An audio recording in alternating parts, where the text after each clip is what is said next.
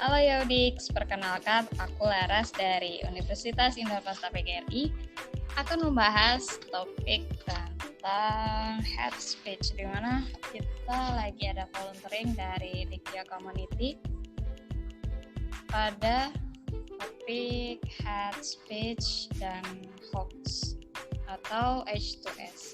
Tapi sekarang kita bakal bahas tentang topik yang udah pernah dibuat sama Kak Alan Firdaus, yaitu tentang meme itu sebenarnya, meme yang ada di internet itu sebenarnya hate speech atau bukan. Silakan Kak Alan Firdaus perkenalkan diri dulu. Nama saya Alan Firdaus dari IAIN Salatiga jurusan komunikasi, sudah semester 5 dan sekarang sedang libur kuliah ini. Ya. Mungkin sebelum mulai kita masuk dulu ke pengertian ya, apa itu meme, yang dibacanya meme sebenarnya. Meme. Bolehkah suaranya agak kencengan lagi? Mungkin sebelum dimulai kita menuju ke perkenalan apa itu? Awalan pembukaan ya, pengertian dulu lah. Kenapa? Pengertian. Oke. Jadi siapa nih yang mau? Mungkin nanti gantian ya Kak. Mungkin sekarang aku dulu aja. Ini meme atau meme itu dibacanya itu meme, bukan meme. Meme. Ya. Oke. Tadi itu aku mungkin sekarang mungkin lagi rame ya di sosial media, di Facebook, WhatsApp atau Instagram, Twitter, kan banyak kan yang meme gitu kan. Iya, banyak banget tuh. Nah, itu tuh sebenarnya apa sih itu meme dan kapan itu mulai dipakai di sosial media dan lain sebagainya. Nah, meme itu sebenarnya bisa dibilang sebagai gambar yang ada tulisannya. Tapi bukan sembarang gambar yang pakai tulisannya. Jadi meme itu biasanya ada tujuan tertentu sih dari tujuan dibuatnya meme itu. Mungkin ada yang untuk sekedar jokes atau guyonan, ada juga yang memiliki tujuan tertentu seperti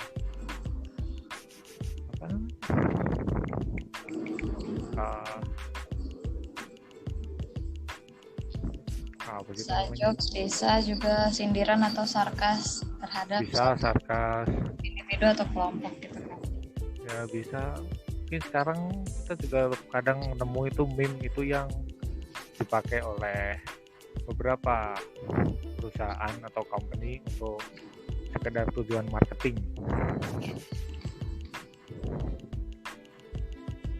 Mungkin kita pernah lihat dari meme yang ada pas di Car Free Day di Jakarta, itu salah satu perusahaan di bidang jasa dan juga ekonomi itu menggunakan meme sebagai tujuan untuk mengiklankan dari layanan yang mereka tawarkan seperti itu. Bisa. Baru tahu malah. Jelas Mbak, apa mungkin kurang keras suaranya? Ya, iya coba Kak agak kencengan dikit soalnya di aku kayak kecil banget gitu. Volumenya udah di max? Iya udah maksimum. Oke, kalau misalnya kita baca dari beberapa pengertian yang ada di internet, itu meme diciptakan oleh seorang ahli yang bernama Richard Dawkins yang menuangkan pikirannya dalam buku yang berjudul Selfish Gene. Kata meme berasal dari bahasa Yunani mimema, atau dalam bahasa Inggris imitate, meniru. Jadi tujuan awalnya itu untuk menularkan sesuatu. Kalau di internet sih tulisannya gitu. di internet. Oke. Mungkin Mbak Laras ada pengertian yang berbeda atau gimana? Dan buat relate antara hubungan antara meme sama hate speech ini sebenarnya tergantung konteks ya Kak. Dan menurut EY.com yang katanya the idea that platforms like Twitter, Facebook, or Instagram should remove hate speech is relatively uncontroversial. Jadi masih kontroversial meme di sosial media itu, tapi hate speech ini sendiri bersifat liquid atau menyesuaikan pada wadahnya gitu. Hate speech is fluid dependent on cultural context and social meaning. Dan hukumnya hate speech dalam negara Indonesia ini ada pada KUHP atau Kitab Undang-Undang Hukum Pidana pada halaman 225 yang dikemukakan oleh Raden Susilo, di mana ada 6 bentuk penghinaan, yaitu menista, menghina dengan surat, memfitnah, mengadu secara memfitnah, penghinaan ringan, dan tuduhan secara memfitnah. Terus kemudian hukum tentang hate speech ini juga ada di luar KUHP, yaitu pada surat edaran Kapolri pada tahun 2015, yaitu penghinaan, pencemaran nama baik, penistaan, perbuatan tidak menyenangkan, memprovokasi, menghasut, dan penyebaran berita bohong. Untuk hate speech ini juga ada hukumnya di dalam UU ITE atau Informasi dan Transaksi Elektronik, yaitu dalam masyarakat dalam bersosial media gitu. Sebenarnya hukum-hukumnya udah lumayan jelas sih di Indonesia, terus hukum internasional pun sudah cukup jelas. Namun meme di internet itu sebenarnya kalau misalkan ada pihak yang tersinggung itu sebenarnya bisa dilaporkan atau enggak sih Kak? Mungkin kalau yang tersinggung sih biasanya langsung melaporkan ya, karena untuk enggak, kalau saya lihatnya itu meme sekarang sama meme dulu yang ditujukan kepada orang atau kelompok tertentu mungkin lebih sensitif sekarang ya, kalau menurut pandangan saya. Selama lebih kalau sekarang lebih sensitif. Lebih sensitif. Jadi mungkin untuk sekarang ini kan kalau misalkan ada sedikit itu langsung lapor gitu kan. Kalau zaman awal-awal di internet dulu yang meme masih rame di Facebook atau di WhatsApp itu kayaknya 9gag juga, itu kayaknya juga belum seperti sekarang ini sih. Kenapa? Tapi karena udah terlalu banyak meme, kalau menurut aku malah nggak ada yang nganggap itu serius ke bentuk hate speech. Kayak cuman sekedar sindiran berupa komedi atau lelucon aja. Ya bisa sih itu sebenarnya, tapi kan kalau yang melaporkan kan juga tergantung dari orangnya kan. Iya. Ngelihat ke dampaknya dulu sih ya. Ke dampak yang dijadikan sindiran atau sarkas. Mungkin sebenarnya kalau meme-meme yang memang kontennya dan juga isinya itu memang isinya secara tidak langsung mengandung hoax dan lain sebagainya, mungkin sebenarnya itu juga yang tidak boleh ya. Tapi kalau untuk hate speech ini kan memang masih abu-abu sebenarnya kan, tergantung dari pihak yang membuat dan juga pihak yang menjadi sasaran dari meme tersebut kan. Kalau menurut saya sih begitu.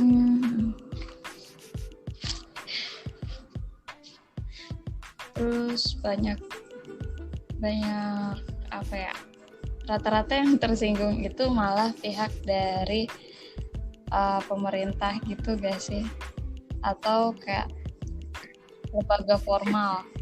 Kalau misalkan kita mengumpulkan pendapat melalui meme atau gambar, itu pasti yang selalu melaporkan duluan itu malah lembaga-lembaga formal di mana kita ada kebebasan berpendapat sebenarnya untuk apa ya, mengomentari atau mengkritik kinerja mereka.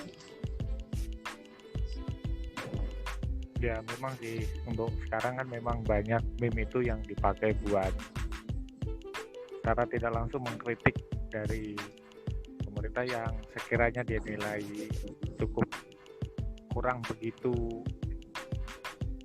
benar atau gimana ya, ada sesuatu yang salah, kemudian para masyarakat itu menyalurkan aspirasinya melalui meme seperti itu. Saya ditangkap ini videonya, aduh. Saya ditangkap di sini, jangan-jangan, aduh. Oke. Berarti intinya meme dari internet itu belum tentu hate speech ya. Bentar, ini saya nemu ini salah satu kasus ini pada tahun 2020,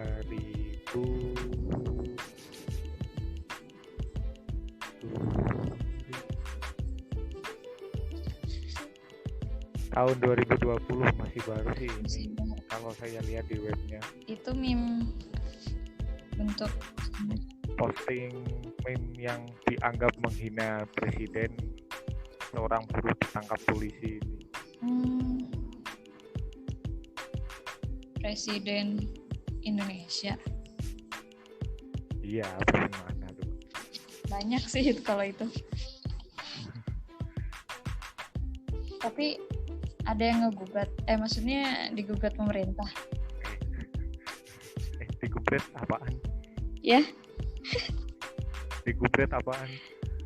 Digugat pemerintah. Maksudnya digugat sama presidennya. Bukan lebih ke presidennya sih, ini lebih ke ada yang melaporkan ke polisi, tapi kalau di sini ditulis malah bukan presidennya sih yang ngelaporin. Yang itu bukan sih yang cover tabloid.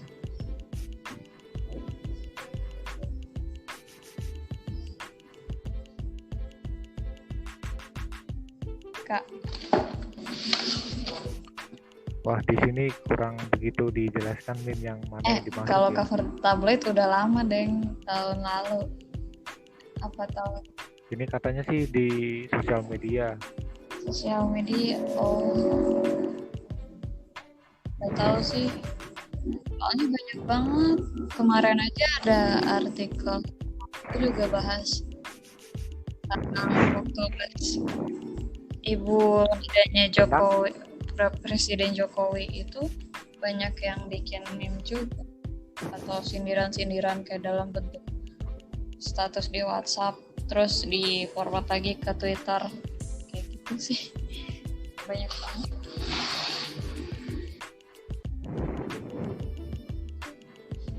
Kadang bingung juga sih kalau jadi pemerintah, kalau misalkan gak dibatasin freedom of speech ini, jadi malah kayak mengekang masyarakat, padahal masyarakatnya sendiri yang tertawa-tawa kadang. Iya sih, sebenarnya untuk membatasi ya salah, tapi kadang kalau dibiarkan malah jadinya ngelunjak. Jadi bingung juga sih sebenarnya. Kalau menurut Mbaknya sendiri itu, kalau meme itu gimana? Apa memang? Kalau apa? Masuk ke hate speech? Kalau meme kayak untuk kritik itu sarkas itu masuk ke hate speech atau enggak kalau menurut? Kalau meme kan udah jelas ya, dari definisinya aja kayak buat jokes aja. Dan walaupun mengandung unsur sindiran kayak gitu kan, tetap meme itu judulnya jokes. Jadi kalau menurut aku nggak boleh ada orang yang kesinggung dong gitu.